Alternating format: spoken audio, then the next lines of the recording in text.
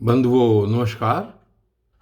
कल आपने सुना कि कैसे वामन भगवान ने बलि से 3 पग पृथ्वी मांगी, और आज देखिए आगे की कथा में क्या होता है, उन्होंने क्या किया। तो श्री सुखदेव जी कहते हैं कि राजन, जब कुल गुरु शुक्राचार्य ने इस प्रकार कहा, तब आदर्श गृहस्थ राजा बलि ने एक क्षण चुप रहकर बड़ी विनय और सावधानी से शुक्राचार्य जी के प्रति यूं कहा। क्या कहा राजा बलि ने कहा, भगवान आपका कहना सत्य है।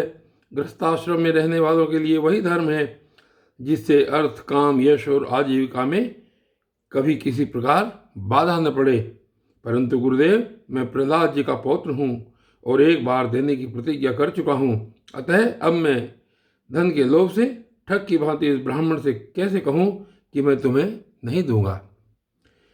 इस पृथ्वी ने कहा है कि असत्य से बढ़कर कोई अधर्म नहीं है। मैं सब कुछ सहने में समर्थ हूँ, परंतु झूठे मनुष्य का भार मुझसे नहीं सहा जाता।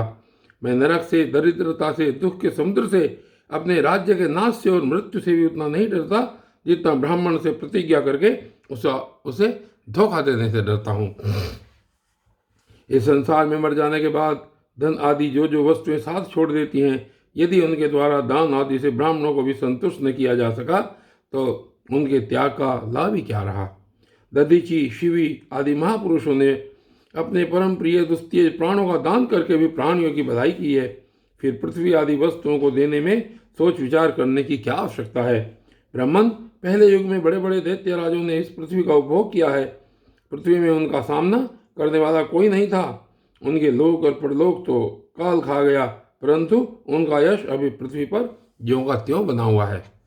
गुरुदेव, ऐसे लोग संसार में बहुत हैं जो युद्ध में पीठ न दिखाकर अपने प्राणों की बलि चढ़ा देते हैं, परंतु ऐसे लोग बहुत दुर्लभ हैं जो सत्पात्र के प्राप्त होने पर श्रद्धा के साथ धन का दान करें। गुरुदेव, यदि उदार और करुणाशील पुरुष अपात्र याचक की कामना पूर्ण करके दुर्गति भोगता है तो वह दुर्गति भी उसके लिए शोभा की बात होती है।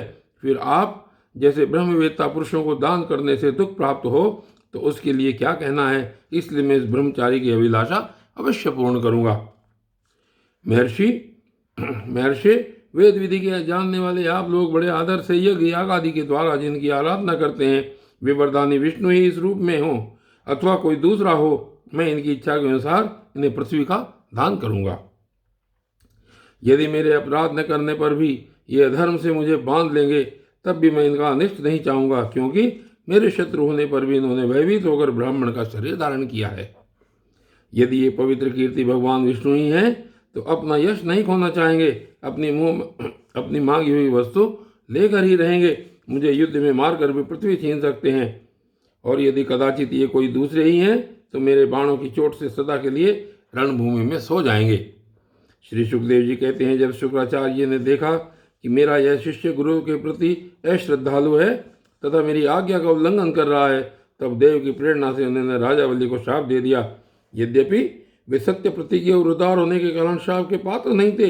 शुक्राचार्य ने कहा, मूर्ख, तू है तो अज्ञानी, परंतु अपने को बहुत बड़ा पंडित मानता है। तू मेरी उपेक्षा करके गर्व कर रहा है।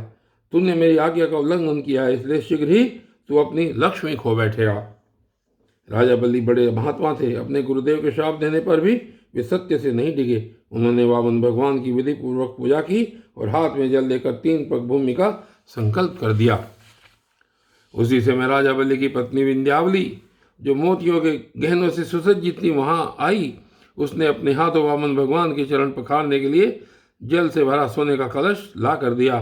बलि ने स्वयं बड़े आनंद से उनके सुंदर सुंदर युगल चरणों को धोया और उनके चरणों का वह विश्व पावन जल अपने सिर पर चढ़ाया। उस समय आकाश में स्थित देवता, गंधर्व, विद्याधर, सिद्ध, चारण सभी लोग राजा बलि के इस अलौकिक कार्य तथा सरलता की प्रशंसा करते हुए बड़े आनंद से उनके ऊपर दिव्य पुष्पों की वर्षा करने लगे। एक साथ ही हजारों दुंदुभियां बार बार बजने लगी। गंधर्व, किम पुरुष और किन्नर गान करने लगे, अहो धन्य है इन उदार शिरोमणि बलि ने ऐसा काम कर दिखाया जो दूसरों के लिए अत्यंत कठिन है।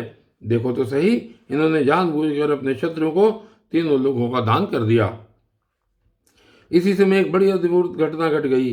अनंत भगवान का वह त्रिगुणात्मक वामन रूप बढ़ने लगा।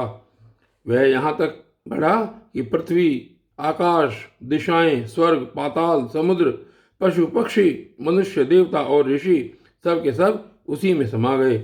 ऋत्विज, आचार्य और सदस्यों के साथ बलि ने समस्त ऐश्वर्यों के एकमात्र स्वामी भगवान के उस त्रिगुणात्मक शरीर में पंचभूत इंद्रिय, उनके विषय, अंतःकरण और जीवों के साथ वह संपूर्ण त्रिगुणमय जगत देखा।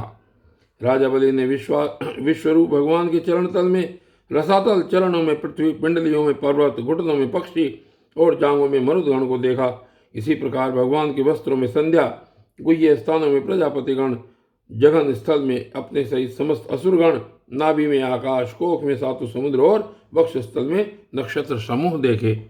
उन लोगों को भगवान के हृदय में धर्म, स्तनों में ऋत, मधुर और सत्य वचन, मन में चंद्रमा, वक्ष स्थल पर हाथों में कमल लिए लक्ष्मी जी, कंठ में सामवेद और संपूर्ण शब्द समूह उन्हें दिखे। बाहुओं में इंद्रादि समस्त देवगण, कानों में दिशाएं, मस्तक में स्वर्ग, केशों में मेघमाला, नासिका में वायु, नेत्रों में सूर्य और मुख में अग्नि दिखाई पड़े। वाणी में वेद, रसना में वरुण, भवों में विधि और निषेध, पलकों में दिन और रात, विश्वरूप के ललाट में क्रोध और नीचे के होठ में लोभ के दर्शन हुए। परीक्षित, उनके स्पर्श में काम, वीर्य में जल, पीठ में अधर्म, पद विन्यास में यज्ञ, छाया में मृत्यु, हंसी में माया और शरीर के रोमों में सब प्रकार की औषधियाँ थी। उनकी नाड़ियों में नदियाँ, नखों में शिलाएं और बुद्धि में ब्रह्मा, देवता एवं ऋषिगण दिख पड़े। इस प्रकार वीरवर बलि ने भगवान की इंद्रियों और शरीर में सभी चराचर प्राणियों का दर्शन किया। परीक्षित, सर्वात्मा भगवान में यह संपूर्ण जगत देखकर सबके सब दैत्य अत्यंत भयभीत हो गए।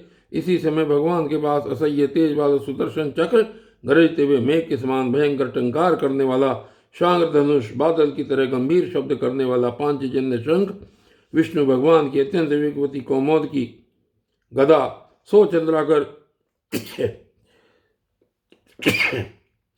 चंद्राकार चिन्ह वाली ढाल और विद्याधर नाम की तलवार, अक्षय बाणों से भरे 2 तरकश तथा लोकपालों के सहित भगवान के सुनंद आदि पार्षदगण सेवा करने के लिए उपस्थित हो गए।